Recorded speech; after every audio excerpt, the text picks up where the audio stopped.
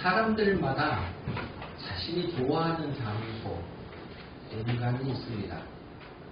산을 좋아하는 사람, 바다를 좋아하는 사람, 운치 있는 카페를 좋아하는 사람, 아니면 아무도 없는 적막한 장소를 좋아하는 사람. 우글우글거리고 사람들이 모여서 참 왁자지껄하는 곳을 좋아하는 사람, 아니 혼자 있는 것을 좋아하는 사람. 추억이 있는 어떤 공간, 어쩌면 그곳이 도서관이 될 수도 있고 집이 될 수도 있고 아니면 푸른 들판이 될 수도 있습니다. 이후에 어쨌든 모두에게는 자기만의 좋아하는 장소가 있다는 거죠. 그곳에 가면 마음이 편해집니다. 안정이 되고 뭔가 힘이 나는 곳이죠. 우리들에게 있는 그런 장소들 한 번쯤 생각해 보십시다. 그런데 여러분 그곳을 왜 좋아하십니까? 이유가 무엇입니까?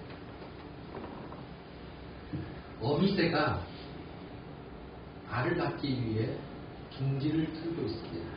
열심히 나뭇가지를 모아서 둥지를 트는데 그것을 본 농부가 그 둥지를 흩어버립니다. 헐어버리는 것을 보고 새가 날아갔는데 그 다음날 또 그곳에다가 둥지를 틉니다. 이걸 본 농부가 또다시 그것을 흩어버립니다. 이렇게 하기를 여러 번 반복을 한 끝에 어미새가 그 자리를 버리고 다른 곳에다 둥지를 틉니다. 이것을 본 농부가 이제 더 이상 어미새 같은 둥지를 헐지 않습니다. 왜 그랬을까요? 어미새가 첫 번째 둥지를 튼 그 자리는 썩은 나뭇가지 위였습니다.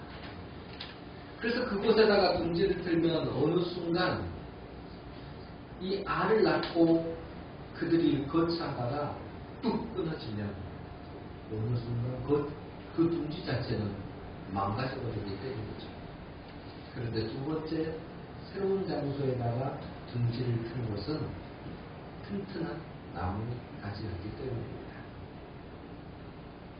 농부가 본 것이 무엇일까요? 둥지를 본 게 아니라 둥지를 지탱해주는 그 장소를 본 것입니다. 우리가 좋아하는 장소, 공간, 이유가 있고 내 마음에 안식을 주기 때문에 힘을 주기 때문에 좋아할 수 있습니다. 그런데 그곳이 안전한 곳일까요? 그곳이 나를 튼튼하게 받쳐줄 장소일까요? 내가 생각하고 좋아하는 그 모든 것들이 내 인생 가운데에 나를 정말 흐트러짐 없이 세워줄 자리인지 생각해 보십시오. 우리가 읽은 시편 84편은 성전의 아름다움을 노래한 겁니다. 그리고 그곳에서의 정말 그곳에서 받은 즐거움과 기쁨을 노래하는 거죠. 이것을 딱 한마디로 복됨이라고 84편에서는 이야기하죠. 5절과 7절을 바탕으로 해서 그래서 시편 84편에 제목이 있습니다. 불려지는 별칭이 시온의 노래라고 부릅니다. 이 시온의 노래는 레위 자손이 지은 거죠. 성전 성가대로서의 삶을 살아가던 레위 자손 중에 오라 자손이 있는데 그들이 지은 시가라고 표제어에 기록이 되어 있습니다.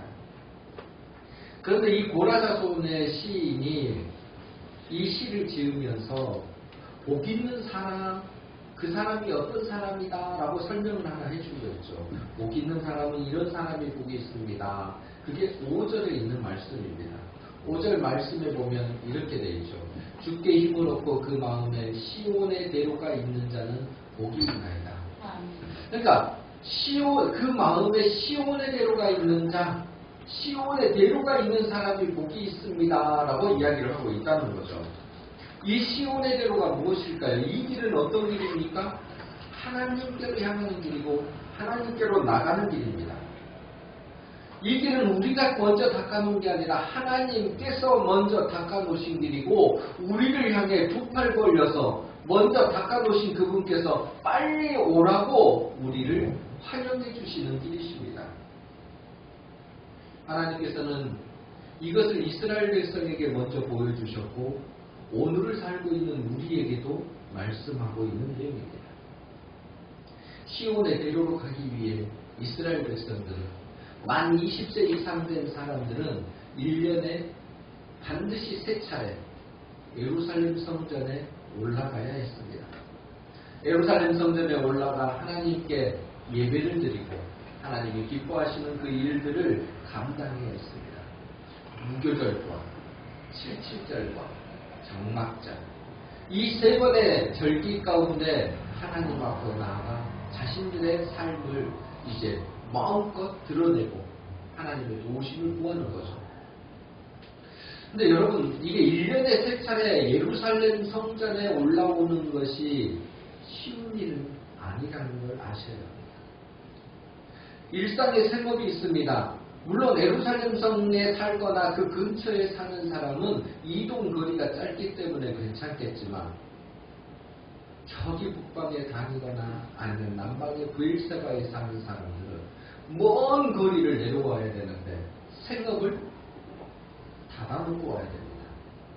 매일 살아오는 그 자기가 해왔던 그 일들을 중단하고 성소가 있는 예루살렘 성을 향해 온다는 것은 자기 삶에 뭐 하나를 포기하는 겁니다. 짧은 시간도 아니고 그리고 그 시간들 속에서 한 번도 아닌 3차례를 오가야 된다는 거죠. 무엇이 있어야 되겠습니까? 이것은 하나님께 자기의 삶을 맡기는 믿음이 없이는 불가능한 행위들입니다. 내가 하나님 앞에 내 삶을 맡기는 것이 없다면 이렇게 하나님 앞에 나오는 것이 쉽지 않다는 거죠. 그래서 시인이 말을 합니다. 이렇게 하나님 앞에 나오는 시온의 대로가 있는 자에게는 아무렇게나 나오는 게 아니라는 거예요. 내 힘으로 나오는 게 아니고 그 힘을 얻게 하는 분이 있다는 거예요. 그래서 5절 앞에 보시면 뭐라고 되어 있습니까? 주께 힘을 얻고 주께 힘을 얻고 그렇게 이야기합니다. 살면서 하나님께 힘을 얻는 일을 경험한 사람, 다른 말로 하면은 은혜를 많이 경험한 사람만이 하나님이 베풀어 주신 은혜를 마음껏 경험한 사람만이 그 마음에 시온의 대로가 열린다는 거예요. 아무렇게나 시온의 대로를 걸어갈 수 있는 게 아니라는 겁니다. 하나님께서 주시는 은혜를 마음껏 경험한 사람은 일상의 삶도 내가 오늘 터전으로 딛고 있는 이것마저도 하나님께서 유지시켜 주시고 복되게 만들어 주실 수 있으니 맡긴다는 거죠. 맡겨놓고 하나님 앞에 올라온다는 거예요. 왜요? 그 다음 일을 하나님이 책임져 주실 것입니다. 우리가 이런 시온의 대로를 걷지 못하는 것, 우리가 이 시인이 말하는 것처럼 시온의 대로를 다 걷지 못하고 있는 것은 비단 우리만 그런 건 아닙니다. 일단 수많은 사람들이 하나님께서 열어주신 그 시온의 대로를 걷지 못하고 있습니다. 다른 건 아닙니다. 은혜가 충만치 않기 때문이죠. 하나님이 베풀어 주신 은혜를 마음껏 누려본 경험이 없기 때문에 그 시온의 대로를 걸어갈 마음이 안 생기는 겁니다. 사실 예수 그리스도를 우리가 구주로 영접한 순간 우리에게는 시온의 대로가 열리게 됐습니다. 하나님께로 향할 수 있게 됐다라는 거죠. 은혜의 통로입니다. 이 통로는 내가 만든 게 아니라 하나님이 만들어 주셨고 하나님께서 이 길을 통해 우리에게 수없이 많은 은혜를 주시겠다고 약속해 주신 그 길입니다. 그럼에도 불구하고 은혜의 통로를 우리가 가지 않습니다. 하나님께서는 큰 길로 열어주셨는데 우리가 잘 다니지 않음으로 말미암아 이 길이 오솔길이 되어버렸던 거죠. 아니 숯불이 우거진 길이 되어버렸습니다. 겨우 주일만 지키는 그리스도인으로 살다 보니 시온의 대로가 점점 좁아지기 시작하는 거죠. 급한 일만 생길 때 내 어려운 일이 생길 때만 하나님을 찾고 있는 그리스도인으로 사니까 그 길이 점점 보이지 않는 겁니다. 하나님의 말씀을 지키기보다는 세상이 말하는 그곳으로 가다 보니까 점점 하나님이 말씀하신 시온의 대로가 내 눈에 그 눈앞에서 사라지고 있는 겁니다. 우리가 시온의 대로를 가지 않는 결과가 뭡니까? 잡초가 무성해져 버렸다는 거예요. 잡초가 너무 많다 보니까 이게 길인지 아닌지도 모릅니다. 여러분, 이 잡초가 뭔지 아십니까? 우리의 죄예요. 하나님의 길을 걷지 않으면, 하나님이 원하시는 시온의 대로를 가지 않는 순간 우리 이 마음 가운데, 우리의 삶 가운데는 잡초가 우글우글 자라날 수밖에 없는 겁니다. 그 죄와 같은 잡초가 하나님께로 가는 길을 막아버렸고 우리 마음에 있는 시온의 대로를 지워버렸습니다. 이 죄가 한 번만 있었던 게 아니라 한 번 들어온 이 잡초가 여러 곳에서 기생을 하면서 점점 잡초가 많아져 버린 거예요. 죄가 반복되어져 짓게 된다는 거죠. 결국은 우리는 시온의 대로를 잃게 된다는 겁니다. 전반기 우리 2023년 전반기가 거의 맞춰져 갑니다. 우리의 삶은 안전한 곳에 그리고 시온의 대로를 향해 가고 있습니다. 우리가 살아가는 그 길이 지금 시온의 대로라고 확신할 수 있습니까? 혹시 내가 가는 그 길이 시온의 오솔길 같고 잡초가 무성한 길같이 느껴지시나요? 이 시간 예수 그리스도의 보혈로 죄의 잡초를 제거하시기를 바랍니다. 아멘. 예수 그리스도의 그 은혜로 우리 안에 있는 잡초들이 다 뽑혀지고 다시금 우리 하나님께서 만들어주신 시온의 대로가 열려지기를 소원합니다. 아멘. 그러려면 그럼 우리가 시온의 대로를 걷는다는 게 뭔지 알아야 될 거 아닙니까? 무슨 징표가 있어야죠. 오늘 시인은 그 징표들을 시온의 대로가 있는 사람들 그들에게 있는 것은 이것이다라고 징표를 보여줍니다.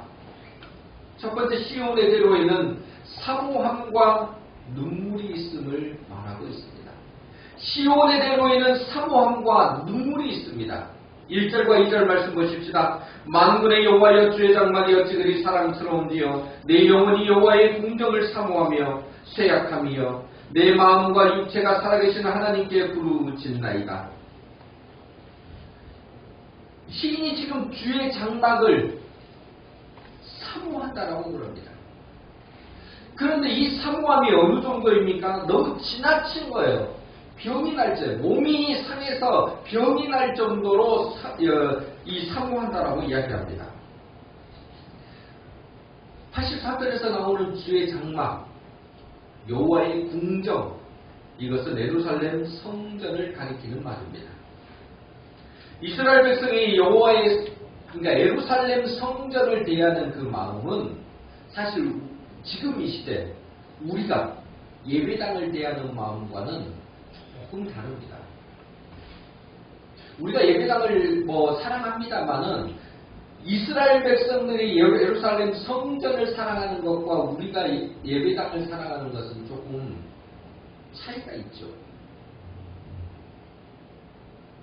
왜냐하면 예루살렘 성전은 이스라엘 백성에게 삶의 중심이자 근거이자 복의 통로를 받는 유일한 길이었습니다. 그런데 우리에게 있어서 예배당은 이제 보이는 예배당도 있지만 예수 그리스도께서 오심으로 말미암아 예배당의 처소가 모든 곳으로 열려졌다는 거예요. 우리의 삶의 근거지도 우리가 딛고 있는 그것도 예배당이 됐기 때문에 우리는 그것들을 사랑해야 합니다. 그런데 왜 사랑해야 될까요? 이스라엘 백성이 예루살렘 성전을 사랑했고 우리가 우리의 삶의 터전을 사랑해야 되는 이유는 그리고 그 조건은 딱 한 가지입니다. 하나님이 계시는가 그렇지 않은가. 이스라엘 백성들이 예루살렘 성전이 지어지기 전에는 성막이 있었습니다. 이들이 성전을 사모했던 이유가 뭘까요? 하나님이 보시기 때문이었습니다. 하나님이 거하셨기 때문에. 여러분, 하나님이 거하신다는 것은 이스라엘 백성들에게 매우 중요한 일이거든요. 만군의 주인이시며 백성의 주인이시며 왕이시기 때문에. 그런데 그 하나님의 임재를 상징하는 것이 하나가 이스라엘 백성들에게는 있습니다. 언약궤. 언약궤가 있는데 이 언약궤 안에 하나님의 임재를 상징하는 일들이 역사 가운데 그들에게 있었습니다. 언약궤는 광야 생활 가운데 만들어진 거죠. 출애굽하고 이제 광야 생활을 할 때 하나님께서 두려움 가운데 갈 길을 모르고 방황하고 뭐 할 줄 아니까 아무것도 없는 이스라엘 백성들에게 내가 임재해서 너희들에게 갈 길을 보여주고 너희에게 은혜를 베풀어 줄게라고 말씀하시는 것이 언약궤를 주신 이유들입니다. 이스라엘 백성들에게 하나님이 임하시는 증거이자 함께 하신다는 믿음의 증거인 이 언약궤가 있을 때 그들은 언제나 승리했고 평안했습니다. 그래서 그들은 제사를 지내면서도 죄가 있음에도 불구하고 이 언약궤 앞에서 하나님 앞에 제사를 드리고 죄 씻음을 받고 해결받고 문제마저도 완성되어질 뿐만 아니라 모임으로 인해서 이스라엘 백성들이 12지파가 하나 되는 은혜들을 경험했던 겁니다. 그래서 언약궤가 있는 곳은 언제나 평안이고 안전이었습니다. 그리고 그것은 복된 자리, 하나님께서 문제를 해결해 주시는 장소였습니다. 단순히 눈에 보이는 장소를 뛰어넘어 영혼의 안식처였다라는 거예요. 그러다가 가나안에 정착을 하고 가나안이 정착된 과정 속에서 이제 다윗이 왕이 됐을 때 이 언약궤를 예루살렘 성으로 가져갔고 그의 아들 솔로몬이 성전을 지을 때 성전 중심으로 들어왔던 겁니다. 그렇기 때문에 성전 안에 있는 이 성전 중심의 삶을 살아갔던 이스라엘 백성들에게는 매우 이 성전을 사모하는 게 그립고도 소중한 일이 됐던 거죠. 근데 문제는 이렇게 성전을 짓고 언약궤가 그 안에 있음에도 불구하고 시간이 흘러감으로써 변질되어 버렸다는 거예요. 이스라엘 백성들이 변질되고 하나님을 찾기보다는 그들의 마음 가운데 하나님의 마음을 담기보다는 세상을 담았고 그 담는 마음으로 인해서 점점 하나님보다는 세상으로 나가기 시작했다는 거죠. 그렇게 나간 결과가 뭡니까? 하나님을 잊어버린 결과가 뭐예요? 나라의 멸망이었습니다. 나라가 멸망되면서 남유다에 있었던 백성들이 예루살렘 성에 있었던 사람들이 성이 부셔지고 성전이 무너진 가운데에 포로로 끌려갔습니다. 포로로 끌려간 사람들은 예전에 누렸던 예루살렘 성전이 그리웠던 거죠. 지금 84편에 이 시를 쓴 오라자손의 시인도 그랬다는 거죠. 지금 그는 마음대로 드나들었던 그 성전을 생각해보니 지금 드나들지 못하는 이 상황이 너무나 안타까웠던 겁니다. 지금 포로로 끌려갔으니 지금 갈 수 없는 그곳을 바라보니 사무치고도 사무친다는 거예요. 이전에는 마음대로 드나들고 그 드나드는 곳에서 은혜를 마음껏 받았는데 이제 그렇게 할 수 없어서 사모하고 쇠약해졌다는 겁니다. 키이 크도록 사모하는 그 예루살렘 성전에는 창세가 있고 제비가 보금자리를 들고 있습니다. 불이 꺼지지 않고 하나님 앞에 제사를 드리며 하나님의 영광을 드러내야 될 그 성전에 짐승들이 자리를 잡고 있다는 거예요. 이 말은 뭐겠습니까? 성전이 파괴되었다는 뜻입니다. 여호와 하나님의 이름으로 칭해졌던 그 성전이 거룩하고도 영광의 자리가 부셔져 버렸다는 거예요. 바벨론에 의해서 다 부셔진 그거. 사람들이 말을 합니다. 바벨론 신이 여호와보다 훨씬 더 강하고 신세. 그러니 이런 일이 벌어졌지. 그런데 세상 사람들의 말과 상관없이 오늘 시인은 하나님을 높입니다. 만군의 여호와여라고 부르셨습니다. 모든 것들 그 하나님이십니다. 우리 하나님, 나는 그 하나님을 알고 있습니다. 폐허가 된 성전에 사는 참새와 제비가 그래서 부러운 겁니다.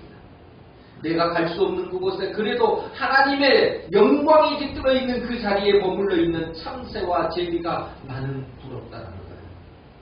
그곳에서 새소리를 내면서 하나님께 찬양하고 있는 그들이 부럽다라는 겁니다.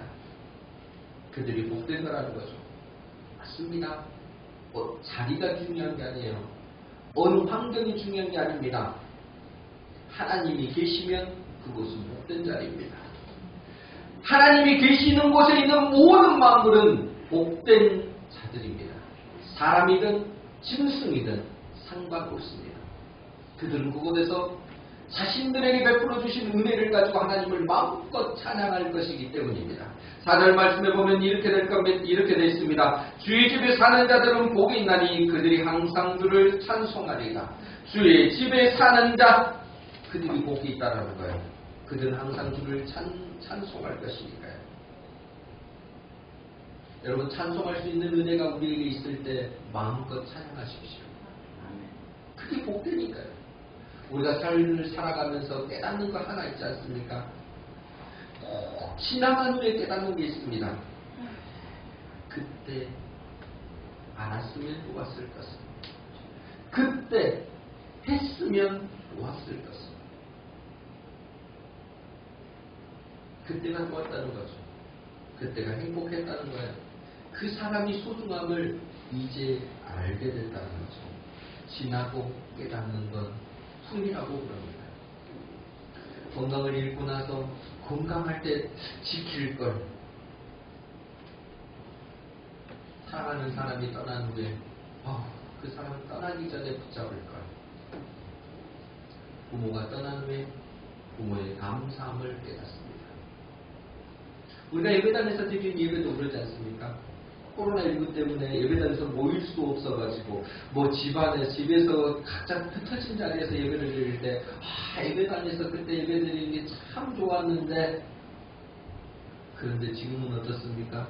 예배당에서 모일 수 있는데 또 여전히 흐트러진 마음 가운데 그때의 감격스러움이 사라지고 있는 것은 아닙니까? 믿음의 청년들은 군대 가서 깨닫습니다. 군대 가기 전에는 마음만 먹으면 주일 예배뿐만 아니라 새벽 기도도 수련회도 할 수 있는 것은 수없이 다 할 수 있었는데, 군대 가는 순간 모든 게 통제돼 버립니다. 주일임에도 불구하고 금 나가야 되면 주일날 예배를 드리지 못하는 거죠. 수련회 가고 싶은데 수련회가 그들에게 사치일 뿐이죠.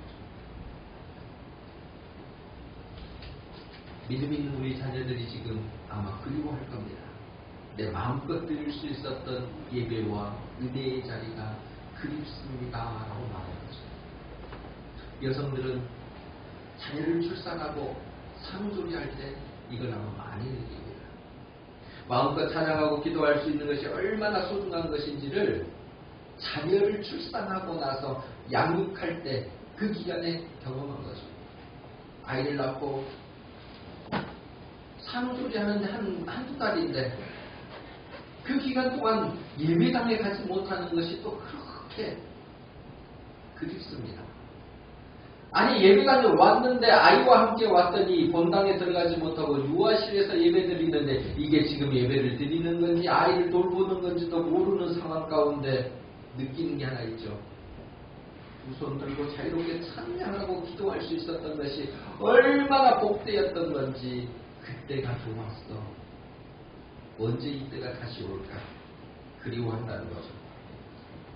직장 때문에, 건강 때문에 예배를 드리지 못한 경우가 생길 때 우리는 예배에 대한 그림과 소망이 생기게 되었습니다. 모두들 그때 잘할 걸 하는 생각이 드는 거죠. 그런데요, 그 그리움이 생기려면요, 조건이 있습니다. 아무렇게나 그리움이 생기는 게 아닙니다. 무엇이 있어야 될까요? 그 전에 좋았던 그 무언가가 있어야 합니다.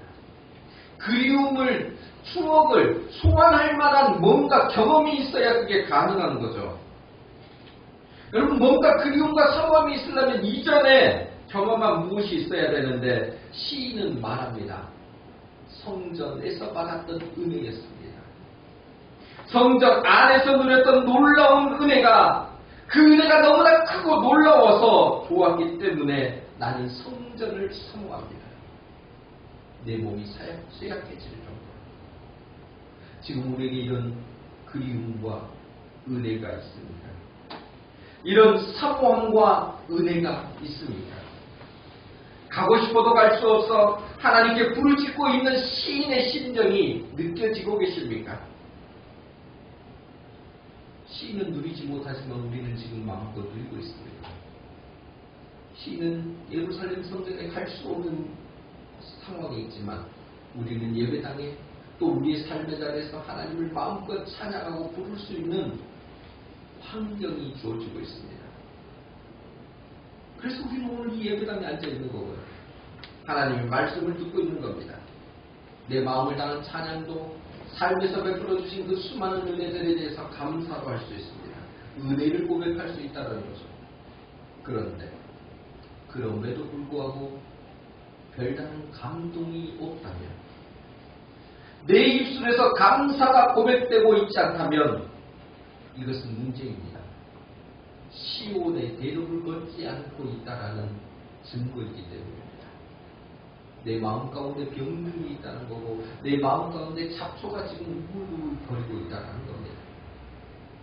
어떤 일은 하고 싶어도 할 수 없어서 사무치는데, 할 수 있어도 하지 않고 누리지 못한다면 문제가 심각한 것 아니겠습니까? 지나간 후에 그것을 깨닫지 마시고 지금 그 은혜를 누리셔야 합니다. 그 기쁨을, 감사를 고백할 수 있어야 합니다. 그러려면 눈물이 필요합니다. 지금 하나님 주신 은혜와 기쁨, 이런 것을 가지려면 내 안에 지금 눈물이 있어야 합니다. 감격의 눈물, 은혜의 눈물, 감사의 눈물이 우리 가운데 있어야 되는 거죠. 시인은 이런 눈물을 한 단어로 표현하고 있습니다. 6절 말씀에 이렇게 되어 있죠. 그들이 눈물 골짜기로 지나갈 때에 그곳에 많은 샘이 있을 것이며 이른 비가 복을 채워주나이다. 그들이 눈물 골짜기를 지나갈 때에, 이스라엘 백성들이 눈물 골짜기를 지난다고 합니다. 우리 모두도 눈물 골짜기를 지납니다. 인생 살면서 눈물 없이 사는 사람 없습니다.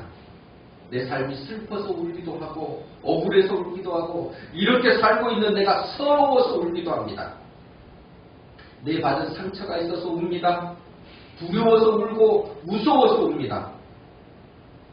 예, 다 울 수 있죠. 그런데 이 눈물은 그렇게 가치 있는 눈물은 아닙니다. 왜요?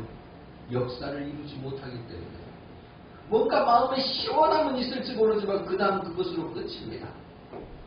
그런데 우리가 가져야 될 눈물은 이런 흘려지는 아픔과 고통과 서러움의 눈물 가운데 물끄러미 나를 바라보신 우리 주님을 만나는 눈물입니다.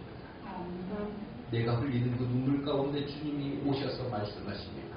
수고했다, 고생했다, 내가 내 마음을 안다. 그러시고 우리를 안아주십니다.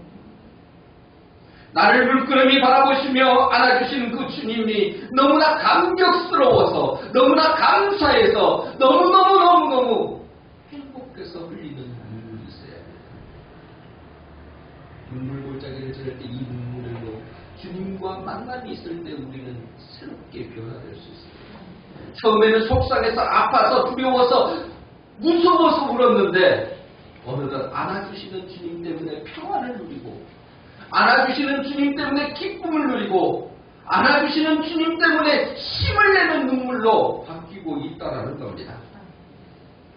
이런 못나고 찌질한 내 인생 가운데 죄악이 가득한 나를 십자가에서 사랑해 주시면서 나를 베풀어 주시다니, 십자가 복음을 깨닫고 나서 하나님께서 나에게 베풀어 주신 이 구속의 은혜를 생각하니 이 눈물이 멈추질 않습니다. 감사해서 멈추지 않습니다.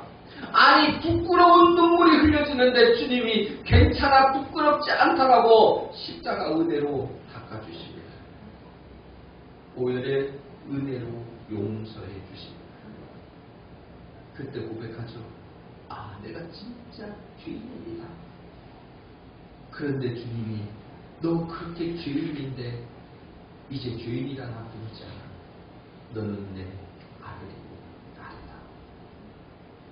죄인을 불러서 너는 내 자녀라고 말씀해 주신 그 은혜에 또 한 번 감격하고 그 은혜에 감사의 눈물을 멈추게 할 수가 없습니다. 이 모든 눈물이 모아지는 것, 그 은혜가 가득가득 채워질 때에 우리는 그 은혜의 힘을 얻어서 시온의 대로로 이 길을 걸어갈 수 있게 되는 겁니다. 아멘. 시온의 대로가 있는 사람은 그래서 그 은혜의 자리를 사모하면서 주님이 또 주실 그 은혜를 기대하면서 그 걸음을 걷고 있는 겁니다. 여러분에게 이런 눈물이 있습니까?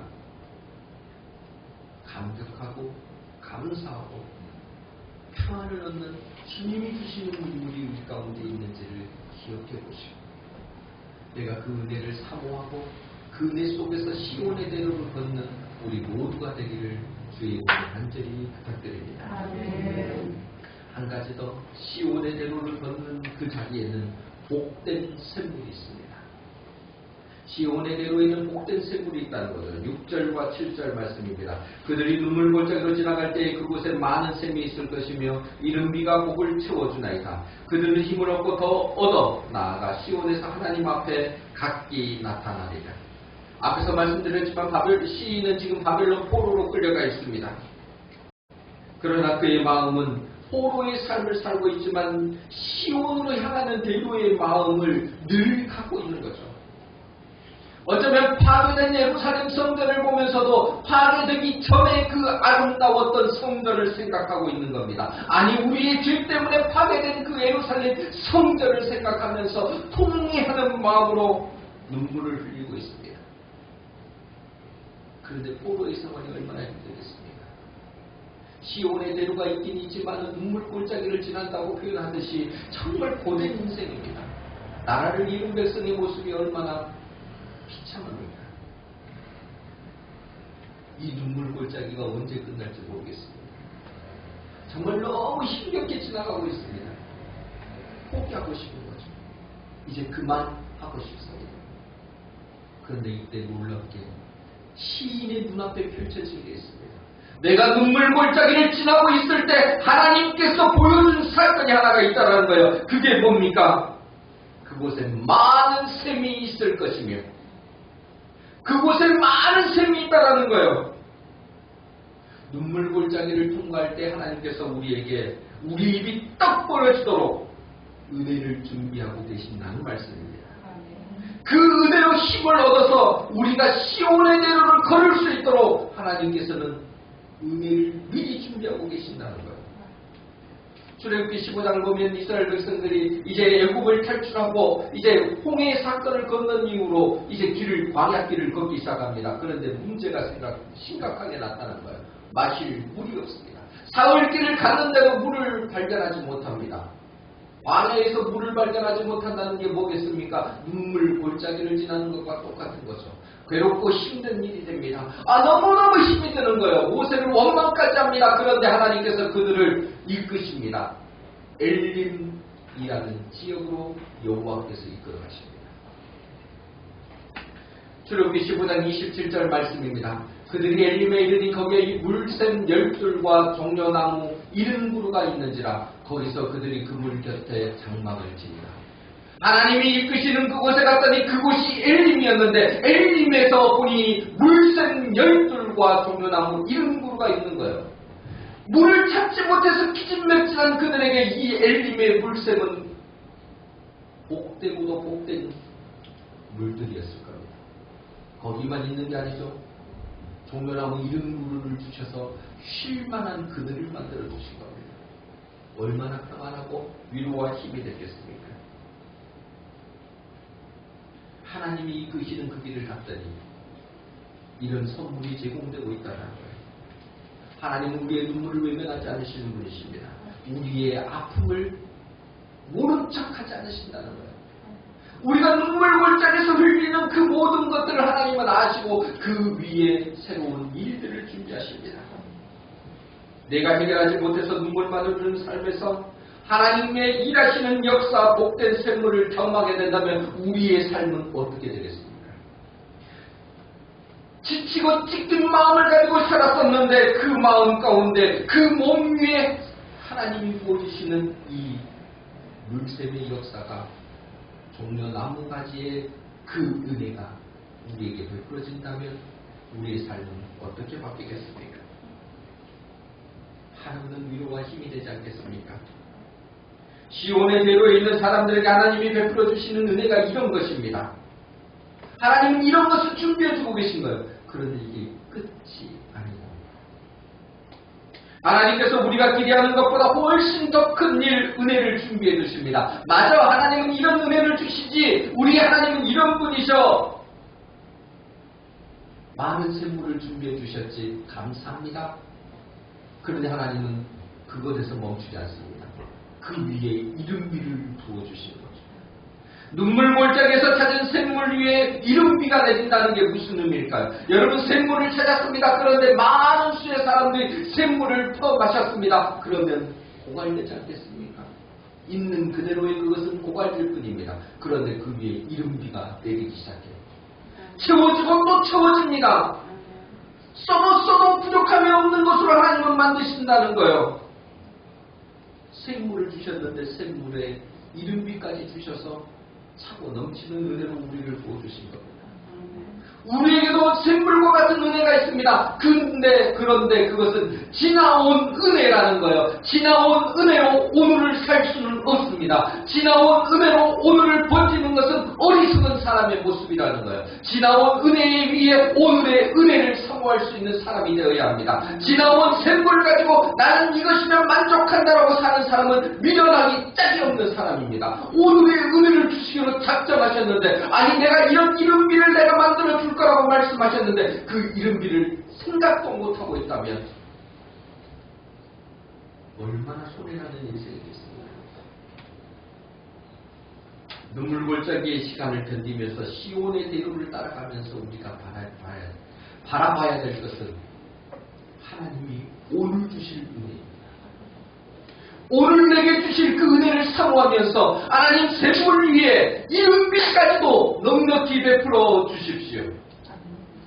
이 은혜를 사모할 수 있는 우리 모두가 되기를 소원합니다. 오늘 삶의 환경이 힘겹다고 낙심하지 마십시오. 하나님 없이 문제 해결하는 것이 더 어리석은 자의 모습입니다. 하나님께서 우리와 함께 하시면 모든 문제를 이길 수 있습니다. 그래서 우리가 기도를 멈추지 말아야 되는 이유가 어디에 있습니까? 하나님이 살아계시고 하나님이 우리와 함께 하시고 하나님이 그 문제를 샘물뿐만 아니라 이름비까지도 우리에게 베풀어 주실 것이기 때문입니다. 나보다 나를 더 잘하신 하나님께서 우리 기도를 들으실 뿐 아니라 샘물 위에 내리는 이름비처럼 더 큰 은혜까지도 주십니다. 우리는 이런 은혜가 넘치는 시온의 대로를 마음에 품고 일상의 삶에서 걸어가야 합니다.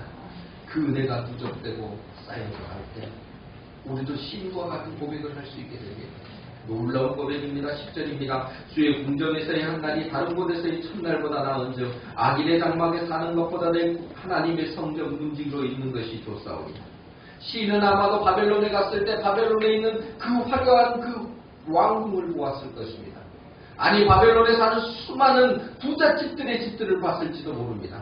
그것에 비하면 예루살렘에 있는 그것은 작고 초라할지도 모릅니다. 자기들 그렇게 번화한 것을 갖지 못했는데 그 바벨론과 비교했을 때의 그것보다도 지금 나는 예루살렘 성전, 어쩌면 파괴된 폐허가 된 그 성전을 더 사모합니다라고 이야기합니다. 주의 궁정을 나는 사모합니다라고 그럽니다. 왜요? 심지어 이렇게까지 말합니다. 문지기로 있는 것이 더 낫습니다. 왜 그랬을까요? 세상의 그 화려한 집 왕궁에는 하나님이 계시지 않지만 이곳에는 하나님이 계시기 때문이죠. 주의 궁정에 하나님이 계시기 때문에 내가 이전에 경험한 시온의 대로를 걸으면서 베풀어 주신 그 은혜를 내가 사모하는 사람으로서 그 은혜만 있으면 나는 이 땅을 넉넉히 살 수 있다라는 믿음이 있기 때문에 하나님이 계시면 만족합니다. 그래서 하나님이 계신 그 궁정 앞에서의 나는 문지기로서 살 수 있습니다라고 고백하는 겁니다. 하나님께서 아끼지 않고 베푸시는 것이 넉넉하다는 걸 알기 때문에 마음껏 이런 고백을 할 수 있는 거죠. 그래서 시온의 대로를 걸으면서 하나님의 은혜를 마음껏 누리면 우리 삶은 달라지는 거죠. 그래서 세상 앞에 우리는 당당하게 말할 수 있습니다. 이 고백이 우리에게 떠나지 않고 고백되어지기를 바랍니다. 12절 말씀을 같이 읽습니다. 만군의 여호와여 주께 의지하는 자는 복이 있나이다. 아멘. 만군의 여호와여 주께 의지하는 자는 복이 있나이다. 이 고백이 우리 가운데에 시온의 대로를 걸으면서 이 고백을 매일매일 모든 사람 앞에 드러내며 할 수 있는 우리가 되기를 소원합니다. 사랑하는 성도 여러분, 하나님께서 열어주신 시온의 대로를 우리 모두 걸어갑시다. 언제나 어디서나 시온의 대로 가운데 베풀어 주시는 은혜를 사모하며 때로 눈물 골짜기를 지나더라도 우리를 위해 예비해 주신 그 복된 샘물을 기대하십시다. 그리고 그 시온의 대로를 벗어나지 말고 우리에게 오늘 베풀어 주실 은혜를 또 기대하고 사모하면서 만군의 여호와여 주께 의지하는 자는 복이 있나이다라는 이 고백이 우리의 심령 속에서 우리의 입술을 통해 많은 사람들에게 증거되어지는 하나님의 백성들이 되시기를 주님의 이름으로 간절히 부탁드립니다. 아멘.